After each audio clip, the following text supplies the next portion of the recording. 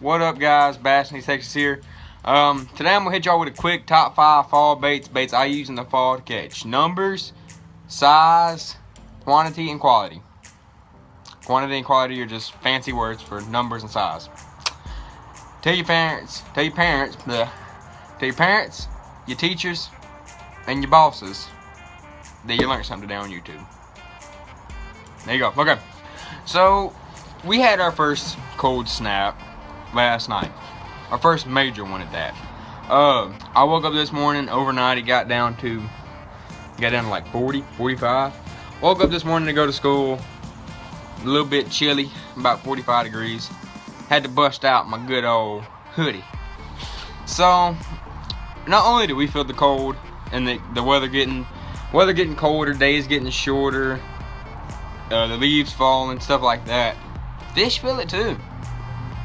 They know that it's getting colder. They know that days getting shorter. I mean, they know all that's happening, and they're getting ready for winter. They know winter is on a fast track to get here. So sorry about that. Throat's being weird. They're gonna start gorging, feeding up hard, and eating like crazy up till about the end of November. Maybe the first week of December, you might be able to get away with that. But until that water temp gets down to about 50, everything above 50 right now, that's perfect. That's whenever them fish are hungry, they're mean, they're ticked off, and they will eat anything that hits the water that's in front of their big snouts. So I'm gonna hit y'all with the top 5 baits I use in the fall. Bait number 1, it's probably gonna be a little square bill, just like this. Right there. Okay. The reason I pick a square bill is because you can cover water with it. And all the baits I have right here laid out, you can cover water with them. They catch fish. They catch big fish, little fish, medium fish, extra small, extra large, whatever you want to catch. They catch multiple species. Well, one or two of them may not catch multiple species, but depending on where you're at, say you're way up north, which if you are, y'all already freezing, this video may not apply to y'all. But if you're way up north, you can still catch smallmouth and spots and largemouth if y'all have spotted bass and largemouth where you're at, or even smallmouth. They'll hit these baits.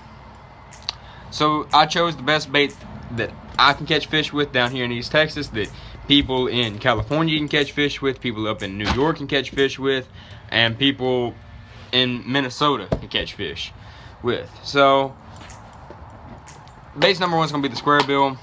Looks like a little bait fish, like a little crawdad, bluegill, whatever pattern you get. Another thing that happens in the fall is the lake starts turning over, water gets muddy, so I usually go with these big bright chartreuses and blacks and oranges, etc., etc. Just real bright, vibrant colors that show up really good in dingy water, low light conditions. Just because that water's murky, all the grass is starting to come up off the bottom. I mean, the lake is turning over. Your lake's about to look like chocolate milk more than likely within the next 2 months. So I'd suggest going out, getting you these little like 1.5s, or maybe some Rick Clunn's Lucky Strikes. They're his square bills. All of them is great square bills, but really any kind of square bill you can get will be perfect for what you're doing. Just like I said, bright, vibrant colors, good old pair of sharp hooks on them things. 14 to 17 pound line, medium light, medium heavy action rod. Not really medium heavy, sorry. Or medium action rod, and a 7:2 or 8:1 gear ratio. That's our setup for the square bill. Bait number 2 is probably one of my favorites in this lineup, the Whopper Plopper. Yeah, bam. No, this is not the big size, this is the 130. I'm filming this off my iPhone because why not? Filming it off my iPhone, so I mean it's gonna look huge. Look at that, it's like a 12-inch topwater. Not really, it's like a 6.5.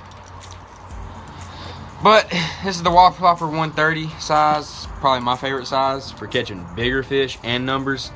And you're probably gonna think, well, a smallmouth ain't gonna hit that. Spotted bass ain't gonna hit that. Only a largemouth has a mouth big enough to eat this thing. Think again. You can go look on other videos on YouTube. You can go look on Instagram. You can go look on Twitter, Facebook, National Pro Staff if you have that. Spotted bass and smallmouth will nail these things. I even caught my personal best spotted bass, which is like 4.5 pounds on this out of Monticello, the same way I caught my personal best on. If y'all haven't seen that video, I'll leave a link in the description, and yeah, I'll leave a link in the description to that video. It's a great video. Go watch. Free publicity. Yeah. Okay. But as far as waffle flopper goes, I mean, it's pretty straightforward. You chunk it out there, you reel it in. Good slow steady retrieve in, and then you'll get bit by big ones, numbers, quantity, big words again. But I mean, these catch fish, these get bit. Get it in a good shad pattern, and rod, reel, and line. 7-to-1 gear ratio reel. 17-pound mono or fluoro. Same thing with the scrap bill for your 14 to 17. It can be mono or fluoro, whatever you prefer. We use mono. You might prefer fluoro, but 17 to 20 pound mono or fluoro, or even 65-pound braid if you really want to make them real long, casting for really big fish. Yeah, you can use some braid and use 65-pound braid on these. Medium heavy rod, and once again a 7-to-1 gear ratio reel, and that's about how straightforward these baits are. They're not real hard to fish. Chunk it out there, slow steady retrieve back to the boat, and wait for old Lulu to come there and just blow up on it. So bait number 2, bam, waffle flopper. But bait number 3, this is actually probably is my favorite in this lineup. The good old spinnerbait. The fish catching machine since it was first made. Now, I'm pretty sure all y'all know how to fish this, but I'm gonna say it anyway. You're gonna chunk it out there, you're gonna reel it in, and that's all there is to it. Once again, them bright vibrant colors, these whites and chartreuse. Sometimes you can do all chartreuse. I've caught fish on that. I've caught them on all white, caught them on the mix, whatever you want to. Sometimes I say usually, not really. If the water's like super muddy, we might put on like a little swim bait or something back here. But usually we just, however it comes out the package, I mean, you're good to go on that. But just, you chunk it out there, you reel it in. Colorado willow, that's our stand-up, the tandem blades.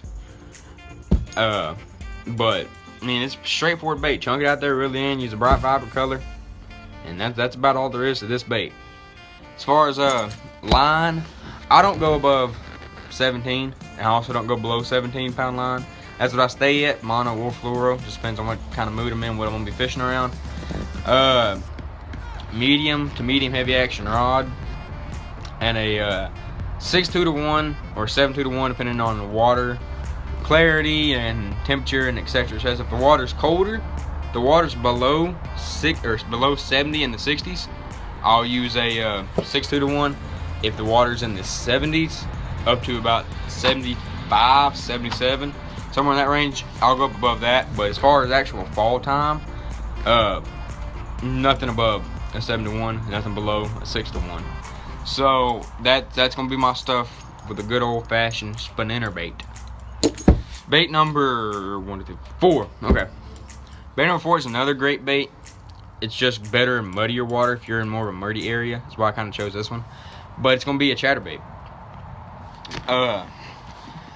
The reason I choose chatterbaits is, like I said, your lake's starting to turn over. Water's gonna be chocolate milk within the next 2 months probably. It moves a lot of water. It's got a lot of flash to it. Bright, vibrant colors. Once again, I cannot stress that enough in the fall time. Use a bright white or bright chartreuse or real bright shad pattern, something that'll resemble a shad in that muddier, dingier water. A little bit colder water too, make them a little more mad at it, I guess. I don't know. But just a standard 3/8 ounce chatterbait by Z-Man. This is a little actually, I don't know what this, I got this in a sample pack that I picked up at a tournament I did here not too long ago. I just grabbed up one of their little sample packs they was getting out free and slapped it on there. I figured it looked good.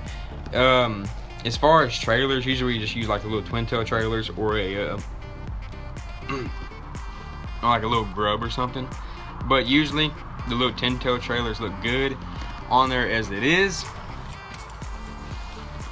And I mean, there's nothing really else to this. You just chunk it out there, slow steady retrieving, the exact same bait or exact same retrieve as you would with this. As far as the rod, reel, and line, I use, whenever I'm throwing this, I'm throwing it more around grass and stuff, so I'm using about 20-pound spider wire easy braid and a medium heavy rod and a 7-to-1 gear ratio, just because I'm fishing more around grass, docks, dirtier water, more kind of cover. And whenever I set one with that 20-pound easy braid, there's no stretch there. I can crank his butt right to the boat and get him in the boat and woo, play with him in the boat. Don't play with him in the water, play with him in the boat. That's what I say. So just bait number 4 is gonna be the chatterbait. Bait number 5, and this is a y'all gonna think I'm crazy, but I've done videos on this before. Y'all want to go watch some stuff on some big swim baits, go to the videos that I posted here a couple months ago. And well, bait number 5, my favorite one. You're looking for a big one, it's gonna be the bait. Bam, a big weedless swim bait. This is the 7-inch Smash Tech weedless convict in Fort Shad. Any one of Smash Tech's big weedless swim baits, that would be just fine. This is not really for quantity, it's more for quality. To catch the big one, maybe you've located them with a chatterbait or a square bill. Maybe you've already located them with one of those. You know where your fish are. Now you're trying to find the mother up into the biggest one you can find in that spot, and maybe it's around grass or around bushes or even over rock piles, etc. Throw this. If it's over a deep rock pile in 15, 20, 30 foot of water, these things sink at a pretty good rate. So I mean, you can let it sink on down there and you slow roll, you can crawl it across the bottom. But I'm usually throwing these things right here in the leftover pad stems and what hydrilla is left, through bushes, shallow rocks, any kind of thing where maybe a crankbait or a big square bill or something where I know a big fish is, but I can't get normal big baits through there. I'm gonna throw this. If I just know they're really hunkered down up in pad stems and I can't get a spinnerbait or a chatterbait through, or a big bulky bait up through there that has treble hooks hanging off of it, I'm gonna throw my good old 7-inch weedless convicts. Rod, reel, and line is especially important with this bait.